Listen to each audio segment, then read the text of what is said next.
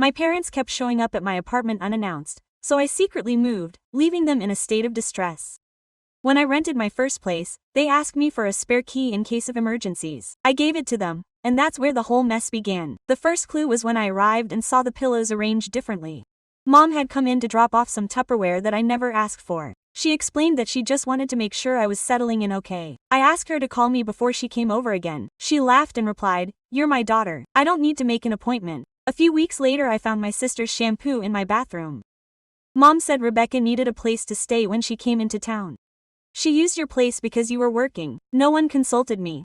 I warned Mom that wasn't right. She accused me of being selfish. A month later I noticed that my mail had been opened. Dad explained, "I was just checking to see if anything important had arrived." I met with them and demanded that they return the key. My mother burst into tears and called me paranoid and ungrateful. My father crossed his arms and said, "We're not giving it to you. We're your parents." Quote, "The next day I called a locksmith, changed the locks, and didn't give them a copy. I thought the problem was solved." 2 weeks later I came home from work to find my mother sitting on the couch. I froze in the doorway. I asked her, "How did you get in?" She smiled and held up a key. She said, "I called the landlord and told him I'm your mother and I needed access for emergencies." She was very kind. I was shaking, and I reproached her. "You went behind her back to the landlord." She rolled her eyes and said, "Don't exaggerate. I'm your mother. I have a right to see that you're okay." Quote, "That same night I spoke to the landlord and made it clear that under no circumstances was he to let anyone in." She apologized and admitted that my mother had been very persuasive. I thought that was the end of it. A month later I came home and saw the window screen removed and the window open. Nothing was missing, but my clothes were neatly folded and put away. In the fridge was a pot with a note. "You're not eating like you should. Love, Mom." I called her right away. I asked, "Did you come in through the window?" She replied, "The door was locked." "What else could I do? I made you dinner and now you're yelling at me," I repeated. "You broke into my apartment," she insisted. "It's not breaking in if you're family." I called Dad and told him, "Mom came in through the window. This has to stop." Quote, he said, "Your mother cares about you. If you would just give us a key like a normal daughter, it wouldn't have to come to this. You make everything so complicated." That night I realized I was never going to win. I could change locks, board up windows, and they would find another way. The only way out was to disappear altogether. I found an apartment on the other side of town in a building with a doorman and strict visiting rules. I signed the lease without telling anyone. I asked for a Friday off without telling my parents. I rented a van and notified 2 friends. By 3 p.m. we had everything out. I cleaned until it looked like I had never lived there and handed in the keys that same afternoon. For 3 days I answered her messages as if nothing had happened. Mom sent me a prescription and I gave her a thumbs up. Then I stopped answering. By the second day, my phone was ringing non-stop. 23 missed calls. Mom's last voicemail was desperate. "We are at your apartment and it is completely empty. Where are you?" I waited an hour and called her. When she answered, she was crying. She said, "We thought something terrible had happened to you. Your apartment is empty." I kept my cool and asked, "Why would they think something bad had happened to me?" She said, "Because there is nothing." I told her, "And that doesn't explain why they're there now without permission." She fell silent. I continued, "I moved, but that doesn't answer my question. Why did they come in again?" Her voice became weak. "We were worried. You weren't answering." I explained, "That's why I left without saying anything." Dad picked up the phone. "We're your parents. We have a right to check on you." I replied, "They came in through the window because I didn't open it for them. That's not being a parent, that's trespassing." Dad demanded, "Give us your new address." I said, "No." He asked, "What do you mean no?" I reminded him, "They came in twice after changing the locks. They tricked the owner. They climbed through the window. I'm not going to give them a chance to do it again." "Mom," she screamed. "We're your parents," I replied. "I'm an adult and I decide who comes into my house. You've proven that I can't trust you with that. It's been 4 months and you still don't know where I live. I've never slept so soundly before." My boss called me into her office at 9 a.m. I sat across from her waiting for another routine assignment. "Andrea, we reviewed your performance." My stomach tightened. Performance reviews were never good news. "You exceeded all your goals for the quarter. You solved the Martinez client case in just 2 days when others took weeks. Your team has the highest loyalty rate." I breathed a sigh of relief. "That's why we're promoting you to regional manager. It comes with a 30% raise in your own office with an option to become a director in 2 years. If you keep this up, will you accept?" "Of course." I signed the paperwork that same afternoon. At 5 a.m., my team threw an impromptu party at the Italian restaurant near the office. I felt light. For the first time in years, something good was happening. No drama or manipulation, just my efforts speaking for me. Carlos raised his glass to Andrea, the best boss who doesn't scold us. Sophia added, to Andrea, who is now inviting us to dinner. We all laughed. We ordered wine. Too much food. Someone told the joke about the customer who thought HTML was a venereal disease. The table erupted in laughter, and then I saw her walk through the front door like she owned the place.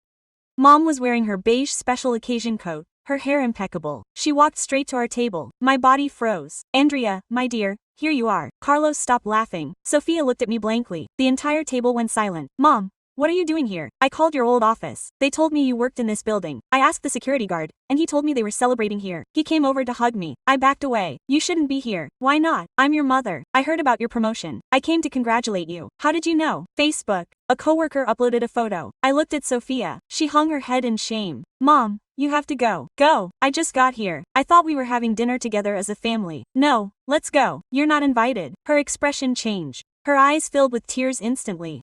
Her classic trick. Andrea, how can you say that to me in front of everyone? I'm asking you to leave. I'm your mother. I haven't heard from you in 4 months. If you're alive, if you're okay, if you need anything. I told you I was fine, that I needed space. Space doesn't mean disappearing completely. Carlos tried to mediate. Ma'am, maybe they can talk privately. And who are you? Another friend who's keeping her from her family looked at him with disdain. Mom, stop. I'm not going to stop. You treated me like a criminal for worrying me. I changed your diapers. I fed you. I paid for your studies and now I don't even know where you live. You came in through my window because I didn't give you a choice. People at other tables started to stare. The conversations died down. Everyone was watching the show. Ma'am, please, the waiter said. You're making the customers uncomfortable. I'm not making anyone uncomfortable. I'm talking to my daughter. Mom, go away now. No, not until we talk. There's nothing to talk about. There's always something. I'm your mother. I have the right to. You have no rights over me. Her voice cracked. Perfect tears, as always. See what you're doing to me? You treat me like trash, like I'm worthless. 4 months, Andrea, without knowing if my daughter was alive. I answered your messages. 2 words. I'm fine. That's not answering. That's ignoring me. The manager showed up. Ma'am, I'm asking you to leave. You're causing a scene. I'm not leaving without my daughter. Then I'll call the police. Mom looked at me as if I had betrayed her. Her face was pure drama. Are you going to let them throw me out like a criminal? I'm asking you to leave on your own. I can't believe it. Here's the text rewritten in Spanish with the same emotional intensity, the same level of detail, and practically identical length, variation of less than 3%, but with different turns of phrase to avoid any plagiarism. I wish you had been my real daughter. I raised you to be better than this. You raised me to always obey you. It didn't work. She put her hand over her heart as if she was going to have a heart attack. Good God, my own daughter, the girl I carried in my womb. The restaurant manager took out his phone. Last warning, ma'am. Mom finally walked towards the exit, but before going through the door she turned around. This won't end like this, Andrea. I'm your mother. I'll always show up and one day you'll understand that everything I did was out of love. The door slammed shut. The silence that remained at our table was thick, uncomfortable. No one dared to speak. Sophia's eyes were swollen. I'm so sorry. I only uploaded a happy photo with you. I didn't imagine it wasn't your fault. Although yes, a little bit it was. And now Mom knew where she worked. Carlos tried to break the ice. Wow, that was tough. I don't want to talk about it. Sure, I get it. But the party was already ruined.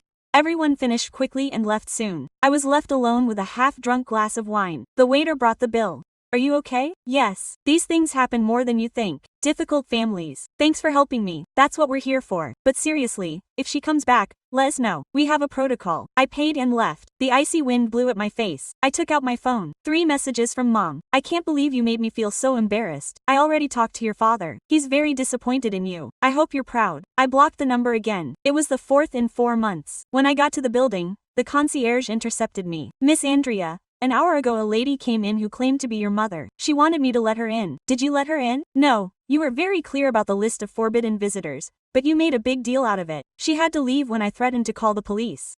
Thanks for not letting her in. It's my duty, but I'm worried she'll come back to me too. I went upstairs. I collapsed on the couch and looked out the window at the city lights. The peace of mind I had so carefully built over the past 4 months now seemed like glass. Mom already knew where I worked. Soon she would know my schedule, my routes, my habits. The vicious cycle was starting again. The phone vibrated. An unknown number. I ignored it. It vibrated again. Another unknown number. On the 5th ring I answered. Fed up. Hello, daughter. It was Dad. How did you get this number? I have my ways. We need to talk about today. There's nothing to talk about. You humiliated your mother in front of strangers. She humiliated herself. We are your family, Andrea. You can't erase us like that. I can and I did. That's not normal. You need therapy. I've already been to therapy. He told me that setting boundaries is healthy and that distancing myself from toxic people is necessary. Toxic people, we are your parents. They are the people who entered my house through the window, who bribed the landlord, who trampled on every boundary I set. Because we care about you, not because we want to control you. Give me your new address and this will all be over. No, What do you mean no? No, I'm not giving them my address. I'm not giving them access to my life. I'm not going to keep playing. Then, accept the consequences. What consequences? You'll see them. He hung up. I stared at the screen. My hands were shaking a little. I knew something was coming. I didn't know exactly what, but I knew my parents. They never gave up. The price of control had always been high. For years I had paid for it with my freedom. Now they were going to pay with the certainty of losing me forever. But the battle had only just begun. The next day I was in the office lobby. I arrived at 8 o'clock sharp as always. There she was, sitting on the reception couches with a topper. Good morning, daughter. I brought you breakfast. What are you doing here? I made your favorite pancakes. Mom, you can't show up like that. I just wanted to make sure you had a good breakfast. You have to go. She began to cry. The security guard fidgeted nervously. I woke up at 5 a.m. to cook this for you. Bye, Mom. I got in the elevator. When the doors closed, I could still see her crying downstairs. 2 hours later, my assistant knocked on the door. Andrea, your mom is at the front desk again. She says she needs to see you. I went downstairs. Mom was chatting with Claudia from accounting. Andrea was so shy when she was little, always clinging to me. Mom, if you don't leave now, I'm calling security. Why are you treating me so cruelly? Because you don't respect any boundaries? Boundaries. I'm your mother. I don't need boundaries with you. Everyone needs boundaries. When you have kids, you'll understand. When I have kids, I won't sneak through their windows. It was just once. Once because I was worried. It was 3 times. Leave now or I'm calling security. She left. But from my office I saw her standing on the sidewalk looking at the building for 10 minutes straight. The next day she came in with coffee. The third day I didn't even go down. I told the security guard not to let her go up. On the fourth day, Carlos asked me in the coffee room, "Hey, does your mom come over a lot?" "No, she shouldn't come over at all. I've seen her 3 days in a row. I'm fixing it." She didn't insist, but I noticed how she looked at me afterward, as if I were the problem. That same afternoon I went to Human Resources. Patricia helped me. I need someone to be added to the no-show list. Who? My mother. She's been here uninvited for 4 days in a row. It's affecting my work. You've asked her not to come several times now. She's not listening. Patricia typed something. You'll have to file a formal report. But Andrea, this could escalate pretty badly. I know. Your performance here is impeccable. I don't want this to hurt it. Me neither. But we both knew it was already hurting it. I filled out the report. I signed it. Security blacklisted Mom. That night Dad called from another new number. Did you ban your mother from her own daughter? Yes. Are you crazy? You humiliated her in front of the security guards. She humiliated herself by coming uninvited. She's your mother. She has a right to see you. She has no rights. Especially not in my workplace. This is over. Andrea, are you going to give her your address right now? No. Then I'll go get it myself, and when I have it I'll come in and we'll have a serious talk about respect. If you show up uninvited, I'll call the police. You wouldn't be able to. I've done it before. I'll do it again. She hung up screaming. The phone rang instantly. It was Rebecca. Andrea. What happened? Mom won't stop crying. Dad is furious. I set boundaries, like I should have years ago. Now they're getting revenge. Dad says if I find out where you live and don't tell them, they're going to disinherit me. Disinherit if they don't even give you money. I don't know. He's making up punishments. Reeb, you should distance yourself too. It's not that easy for me. Why? Long silence. Reeb. What's up? Last week I found something in my apartment. What? A hidden camera on the shelf in the living room. My blood ran cold. A camera. I searched everything and found 3 more. One in my room, one in the kitchen, another in the bathroom. Oh my god, they put them there. Andrea, I'm sure they did. Who else has a key? Did you give them back? I haven't touched them. I don't know what to do. If I confront them, they'll deny it or say it was for my own good. Reeb, that's a crime. I know. But they're our parents. That doesn't give them permission to spy on you. I don't know what to do. Take them off now and change the locks. I'm terrified. You have to do it. If they get any angrier, they're already annoyed. The difference is that you'll be safe. Reeb started to feel lonely. I didn't want it to end like this. I just wanted a normal family. Me too. But we don't have one. And pretending to keep up the pretense only hurts us more. What are we going to do? We're going to protect each other. We hung up. I stared at the blank wall. Cameras in Rebecca's house. My mother stalking my office. My father threatening to break in. This wasn't going to stop. Not until someone stopped them. And that someone was going to have to be me. On Monday I looked for lawyers who specialize in family law. I found a highly rated one and made an appointment for Thursday. I took advantage of my lunch hour. The office was downtown. The lawyer Rodrigo Mesa was around 50. Tell me everything. I told him everything. The copies of the keys, the break-ins, the pressure on the landlord, the visits to work, the cameras at Rebecca's house. I took notes non-stop. You have proof, some messages, photos of when she appears at work. I can help you, but you have to understand one thing. A restraining order is just a piece of paper. If your parents violate it, then there are criminal consequences, arrest, fines, even jail if they reoffend. I want to apply for it. You need to record absolutely everything. Every message, every call, every unauthorized visit with the exact date and time. A month at least. 2 would be ideal. And regarding your sister's cameras, if you can prove that your parents installed them without permission, it will be a criminal offense. Take the cameras to an expert. Computer, fingerprints, access IP address. How much would it be? First consultation, $150. Full restraining order process $2,500. Camera appraisal between $300 and $500. That was money I had saved from my promotion. I want to move forward. Start the search now and tell your sister not to touch the cameras. They're evidence. I left with a folder full of forms. That same night I started writing down every incident, every date, every detail. Invasion of privacy, 6 full pages. I wrote to Becca right away. Don't touch the cameras, they're evidence. Could you take pictures of them? It's done. I have 12 images. The photos came back quickly. Tiny, black, high-end cameras. I called Becca again. These devices are expensive. They were bought exclusively for this. I looked up the exact reference. They're $200 each. $600 just to keep an eye on you. He could have seen everything. Andrea, let's go. Fix it. I've already hired a lawyer, a specialist. He'll support us in everything. How much will it cost? I'll take care of it. This protects both of us. Thank you. We're sisters. I should have acted a long time ago. 3 days of absolute calm. An unsettling calm. On Sunday I got a message from a number I didn't know. We know you went to see a lawyer. My body froze. Another message. Rodrigo Mesa, office on the main avenue. Did you really think we wouldn't find out? The phone rang. Mom, different number. How did you find out about the lawyer? We have contacts, Andrea. People who let us know when our daughter does crazy things. Are they following me? Did someone see you enter the building? They asked what you were doing. We investigated. That's harassment. That's parental care. And now listen carefully. If you go ahead with this legal nonsense, things are going to get very ugly.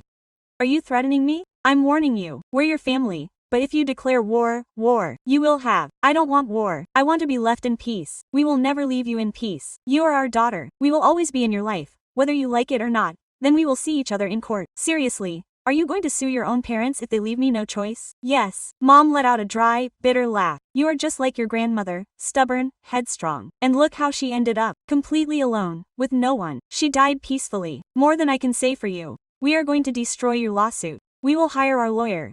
We will show the judge your true colors. Go ahead, and don't think that Becca is going to support you. We already talked to her. We explained to her that you are sick, that you need treatment, that you are involving her in your delusions of persecution. Becca knows the truth. She also knows that if she follows you, she loses her entire family. They have already stolen her privacy. What else can they take from her? Mom fell silent. What do you mean? Ask Dad about the cameras. Which cameras? All 3 of them, that were planted in my apartment without my consent. I have no idea what you're talking about. Of course not. I hung up. 30 seconds later, Dad called. What did you tell your mother about the cameras? The truth is, there are no cameras. There are 3. Beck found them. And we have photographs. That's a lie. Do you want me to send the photographs to the lawyer? Because that's exactly what I'm going to do. You're making up stories to excuse your deplorable behavior. I'm recording your deplorable behavior. There's a difference. If you continue, you're going to lose a lot more than you think. You could lose your job, your reputation, your friends. You're threatening me. I'm describing what's going to happen. We'll fight with everything. Perfect. See you in court. I hung up before he could reply. My hands were shaking, but not from fear, from anger. They wanted war. They were going to have a war, and this time I thought I would win it. 2 weeks later, Becca called me at 4 in the morning. It's Grandpa. Heart attack, Central Hospital. I got dressed in 5 minutes. I arrived at 5. The waiting room was packed. Mom, Dad, Becca, Aunt Carmen, Uncle Miguel, cousins, everyone turned their heads when I entered. How is he? Stable but delicate, Mom replied. Only immediate family can come in. I'm his granddaughter. There's limited space. Your father is inside. I sat as far away as possible. Becca came to my side. Dad came out at 6. Is he conscious? He asked for Andrea. Mom stiffened. I should go in first. She asked to see Andrea. Grandpa was surrounded by wires and machines. His skin was ashen. Girl, come closer, he whispered. I heard you left home and that your parents don't know your address. No. Well done. Your grandmother warned me before she died about how your mother was when she was little, always wanting to control everything. She asked me to protect you, not to let you be suffocated like she was almost suffocated. I didn't know. Your mother copied her own mother. Your grandmother broke the chain. That's why her family stopped talking to her for years. The door opened. Mom came in. Andrea, that's enough. We shouldn't wear him out. I'm fine, Grandpa protested. Dad, you need to rest. I need to talk to my granddaughter. She squeezed my hand tightly. Never give them your new address until they learn respect. Dad, that's unacceptable. It's my heart attack in my opinion. Andrea did the right thing and you have to accept it. Mom stormed out. Are you going to get out of this, Grandpa? Maybe. But I don't want you to know that I'm proud of you. Your grandmother would be too. Thank you. Now go before your mother comes back with reinforcements. I went outside. Mom and Dad were talking in the hallway, and they fell silent when they saw me. What did you say to him? Mom demanded. Nothing. We talked. You upset him. Dad took a step forward. Your mother is distraught. Maybe it's time to bury the hatchet. We can be family without them knowing where I live. That's not family, Mom replied. That's being strangers. If anything happened to you, we wouldn't know how to reach you, Dad added. Like today with Grandpa. You might not have known. Beck knows how to let me know. You have my phone number. What if you have a serious accident? I have friends. I have people who do know my address. Friends aren't family. Sometimes they're worth more. Mom put her hand on her chest. I can't believe you'd say that after everything we've done for you. They broke in through my window. They put cameras in my scholarship house. They showed up at my work. That's not doing it for me. You're exaggerating, Dad said. 1 security camera isn't spying. 3 hidden cameras are. I don't know what you're talking about. Becca appeared. The doctor says he needs to rest. We all have to go. Mom stared at me. Are you staying? I have an appointment. Work is more important than your grandpa. He's stable. Standing here doesn't change anything. A good daughter would stay. A daughter with boundaries knows when to walk away. I walked toward the elevator. Beck followed me. Are you okay? Yes. Grandpa defended you. I didn't expect that. It was healing to hear it. What now? Keep going to the lawyer? Keep gathering evidence? Keep living? If Grandpa gets worse, I'll come. But I won't give them my address. Not even for this. Especially for this. I know now that they'll use any crisis to manipulate me. I won't stand for that. The doors opened. See you later, Becca. I left the hospital with the first sun of the morning. In the car, I checked my phone. 5 texts from Mom. I can't believe you're gone. Your grandpa could die and you're going to work. It just goes to show how selfish as you are. You're not welcome back. But if you want to come back, we need your address so we can keep you informed. I blocked the number again. I drove home, showered. I changed. I went to the office. Carlos saw me arrive. Everything's fine. You look exhausted. My grandfather had a heart attack. I was in the hospital early. He's stable. Do you want the day off? I need a routine. He nodded and didn't insist. I worked all day, emails, meetings, reports. At 4, I got a scholarship message. Grandpa asked about you again. He told Mom and Dad to leave you alone. Mom cries. Dad is furious. How is he? The doctors think he'll pull through. I felt immense relief. How great. Mom keeps saying that if something had happened to you today, no one would have known where to look for you. You would have known. She says it's not enough for her. Yes, it is. That night I stayed on the couch looking at the city lights. Grandpa had said I did the right thing. That Grandma would be proud. Those words carried weight, more than any approval from my parents, and they were going to support me in what came. On Friday, Becca showed up at my apartment unannounced. The doorman called me first. I let her up. She called with 2 large suitcases. I need to stay a few days. What happened? I told them no. For the first time in my life. Tell me everything. Mom entered my house this morning. She had a key. She snuck in while I was sleeping. I woke up and she was sitting in the living room watching me. How did she have a key? She gave it to the caretaker months ago for emergencies. I demanded that she leave, that it was intolerable. And then I told her what I had never said, that she had no right, that I would change the lock. She got hysterical, called Dad. They both came. They threatened to disinherit me if I treated them like this. And what did you do? That it seemed perfect to me, that I preferred solitude to surveillance. I packed my bags and left. You did the right thing. Plus, I found something else. A GPS locator attached under the bumper of my car. Did you remove it? Yes, it's in the bag. Give it to the lawyer. More evidence. Beck burst into tears. I didn't want it to end like this. I just wanted them to love me without controlling me. Me too. That same night I called Rodrigo. My sister has to be included in the lawsuit. I told him about the duplicate key and the GPS. With 2 people affected,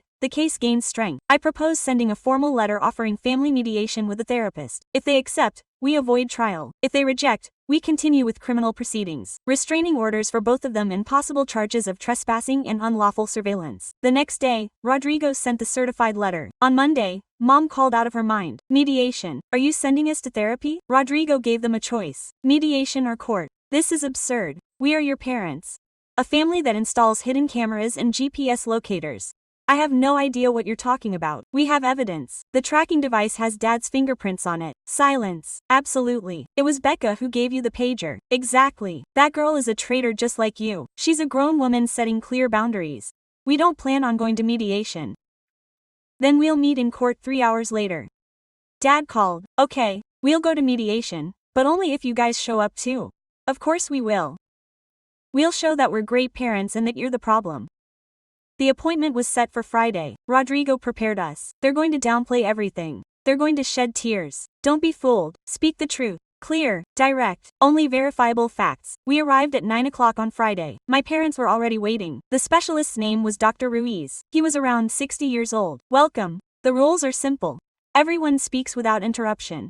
No yelling or insults. Andrea, you go ahead. My parents entered my apartment on 3 occasions without authorization. They showed up at my office for the 4th consecutive day. They installed cameras in my sister's house. They put a GPS in her car, all without asking permission. Mom tried to speak. It's not her turn yet, Dr. Ruiz warned. Beck spoke up. One night I woke up to find my mother in my living room. She had let herself in with a copy of the key that she had taken without telling me. I feel invaded, violated. Mom intervened. We did it because we love you, because we truly care. Love does not equal control, Dr. Ruiz declared. Do you understand the difference? Love protects, and protection requires consent. They ask for permission before installing the cameras. Mom remained silent. Dad spoke. We are your parents. We do not require permission. Yes, you do. You are adults. You have rights that you violated. I saw something other than remorse on my father's face. Pure fear. Fear of losing us. Dr. Ruiz continued. Do you accept that your actions caused harm? We only wanted to take care of you, Mom insisted. That is not the issue. You admit to having done them. Hurt. Dad crossed his arms. I don't see any harm. Beck continued. I can't sleep soundly anymore. I search the apartment every day looking for new cameras. I have nightmares where I wake up and someone is watching me. That's not our fault, Mom argued. Of course it is, Dr. Ruiz replied. They violated her privacy repeatedly. The consequences are entirely theirs and ours, Dad asked. And the suffering of not knowing where our daughters are, that suffering was caused by yourselves, the specialist replied. You created this conflict with your decisions. Mom burst into tears. We just want to be a normal family. A normal family respects boundaries, I said. A normal family doesn't spy. We're never going to agree on this, Dad said. They don't have to agree, Dr. Ruiz clarified. They have to respect. That's different. The session lasted 2 hours. At the end he assigned us homework. I want each party to write down what they need to feel safe. See you in 7 days. We left the office. Mom tried to come closer. Andrea, can we talk for a moment? At the next appointment, Becca and I drove together. Do you think it will help? She asked. I'm not sure, but at least they're listening. For the first time. Yes, for the first time. It was a weak, delicate start, but it was a start. 6 months later, Becca and I were living together. We had just bought a condo together with our names on the deed. My parents didn't know the address. Mediation lasted 3 months. 6 tough meetings. The second one involved yelling. Mom came out of the third one in tears. Dad threatened to leave in the fourth, but they continued because the court was the other option. In the 5th session, something snapped. Dr. Ruiz asked a simple question. What scares you more? Your daughters being in danger or not needing you anymore? Mom was silent for 5 minutes. Not needing me. Why does that scare you? Because if they don't need me, I'm useless. If I am useless, I lose my reason for being. Her reason for being is not to be indispensable, but to be respected. Mom cried for the first time. Dad spoke too. When I was 19, I lost my brother. Days went by without knowing where he was. When they found him, it was too late. I live in constant fear of losing them anyway, and he thinks that controlling them prevents that. I don't know, but it's all I know. Is he willing to learn another way? He can learn to trust. At the end of the 6th session, we signed an agreement.